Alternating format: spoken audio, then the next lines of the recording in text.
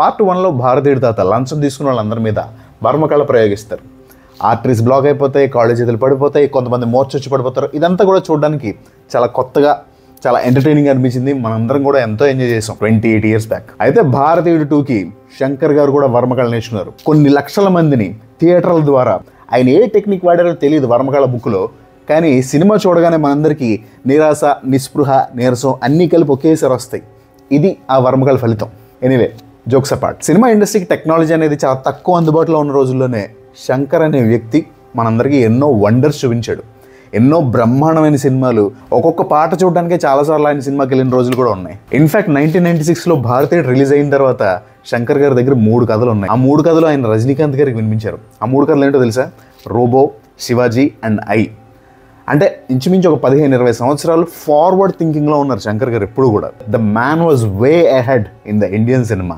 ఇదంతా ఇప్పుడు ఎందుకు చెప్తున్నానంటే, ఆ టైంలోనే శంకర్ గారు అంత అప్డేట్గా ఉండేవారు. ఇండియన్ 2 సినిమా చూస్తే మనకి డౌట్ వచ్చేస్తుంది, శంకర్ గారు స్క్రీన్ ప్లేలో కానీ నెరేషన్లో కానీ ఎక్కడ కొంచెం వీక్ అయ్యారా, కొద్దిగా అవుట్డేటెడ్ సీన్స్గా ఉన్నాయేంటి ఇవన్నీ అనే ఫీలింగ్ వస్తుంది. ఈ సినిమా నెరేషన్ ఎంత తేడా కొడుతుందంటే, కేవలం సినిమాలో ఉండే క్యారెక్టర్సే కాదు, థియేటర్లో కూర్చున్న ఆడియన్స్కి కూడా ఇండియన్ అనే కాన్సెప్టే తప్పేమో అనే ఫీలింగ్ క్లైమాక్స్ వచ్చేటప్పుడు వచ్చేస్తుంది. I think that is the biggest failure in this movie. The director cannot defeat his own idea through his narration. Definitely not in the climax. నాకు ఇప్పుడు అర్థమవుతుంది దిల్ రాజు గారు ఈ సినిమా నుంచి బయటికి ఎందుకు వెళ్ళిపోయారు అనేది. ఇండియన్ పార్ట్ 3 ఎవరు చూడలేదు ఇంకా. కానీ మనకు అనిపించేది ఏంటంటే, ఈ పార్ట్ 2 తీసి ఇండియన్ అనే వెరీ ఓన్ ఐడియానే నెగిటివ్గా మార్చే బదులు దీన్ని తీసుకొచ్చి ఇంటర్వెల్ బ్యాంక్గా మార్చి ఇండియన్ 3ని తీసుకొచ్చి 1.5 hour కుదించి ఒక 3 hours 15 minutes సినిమా చేసినా మేబీ బాగుంటుందేమో అనే ఫీలింగ్ వస్తుంది. Believe me, even Kamal Haasan couldn't save this ship. Cinema చూసేటప్పుడు చాలా విషయాలు ఆశ్చర్యం కలిగిస్తాయి. ఒక సీన్కి ఇంకో సీన్కి కంటిన్యూటీ ఉండదు. ప్రోస్థెటిక్ మేకప్స్ అనే దాంట్లో Kamal Haasan is a master. కానీ క్లియర్గా ఈ సినిమాలో ప్రోస్థెటిక్ మేకప్స్ చాలా సీన్స్లో తేడా కొడేసింది. సీనిక్ ఆర్డర్ ఎవరు రాశారో తెలీదు. It is very messy. హీరోలు లెక్చర్లు ఇస్తే వింటూ కూర్చోడానికి ఈ కాలంలో ఎవ్వరూ లేరు. That era is gone.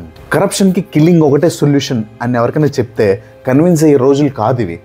Writers ఎందుకో కొద్దిగా అవుట్డేటెడ్గా ఉన్నారేమో ఈ యాంగిల్లో అని నాకు అనిపించింది. భారతీయుడు 1లో చూస్తే సేనాపతి చేసే ప్రతి హత్య very well planned and executed. అంత పకడ్బందీగా ఉండడం వల్లే సీన్స్ అన్ని జనాలకి ఎక్కే నమ్మారు కూడా. ఈ సినిమాలో బోల్డ్ మంది విలన్స్ ఉంటారు, కానీ ఒక్కడు కూడా పవర్ఫుల్గా ఉండడు.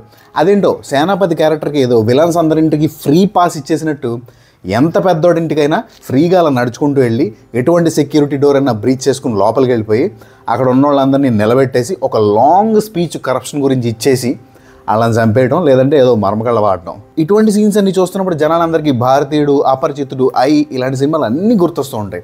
కాబట్టి ఇదంతా ఒక బోరింగ్ ప్రాసెస్ అనిపిస్తుంది. ఒకవైపు నీరసంగా రెస్ట్లెస్గా జరుగుతున్న ఈ సినిమాకి అనిరుద్ధ్ సైకిల్ పంపెట్టి గాలి కొట్టడానికి తన బీజిఎంతో ట్రై చేస్తూ ఉంటాడు. అది ఎలా ఉంటుందంటే, పంచర్ అయిపోయిన సైకిల్కి ఫెరారీ కార్ టైర్ తీసుకొచ్చి ఫిక్స్ చేయడానికి ట్రై చేస్తున్నట్టు ఉంటుంది.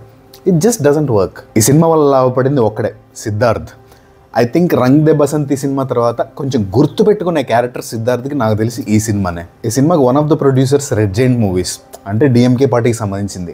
ఇప్పుడు ఈ మధ్యకాలంలో డిఎంకే పార్టీ మీద వస్తున్న కరప్షన్ ఛార్జెస్ అందరూ చూస్తున్నారు. నెత్తి మీద కరప్షన్ ఛార్జెస్ పెట్టుకుని వాళ్లే కరప్షన్ ఉండకూడదు అనే సినిమాను ప్రొడ్యూస్ చేయడం అనేది ఎథికల్గా ఎక్కడో జనాలకు డిస్కనెక్ట్ అవుతుందేమో అని నాకు అనిపిస్తుంది. ఈ సినిమా అద్భుతంగా ఉండబోతుందని అన్ని భాషలను ప్రచారం చేసి జనాలందరినీ నమ్మించి టికెట్కి రప్పించి ఆఖరికి డిసప్పాయింట్ చేయడం కూడా ఒక రకమైన కరప్షనే.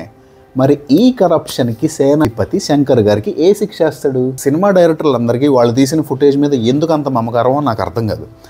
ఒక్కసారి కామన్ మ్యాన్ తీసుకెళ్ళి ఎడిటింగ్ టేబుల్ మీద కూర్చోబెట్టినా ఈజీగా 40 minutes కత్తిరించి పడేస్తాడు, అవతల పడేస్తాడు. చెప్తున్నా కదా, భారతీయుల్లో ఉన్న ఒక్కొక్క సాంగ్ ఒక్కొక్క డైమండ్. ఈ రోజు కూడా ఎంతో ఇష్టంతో మనందరం వింటూ ఉంటాం. ఇండియన్ 2 పాటలు అల్యూమినియం సొత్తుగిన్ని కన్నా దారుణంగా ఉన్నాయి.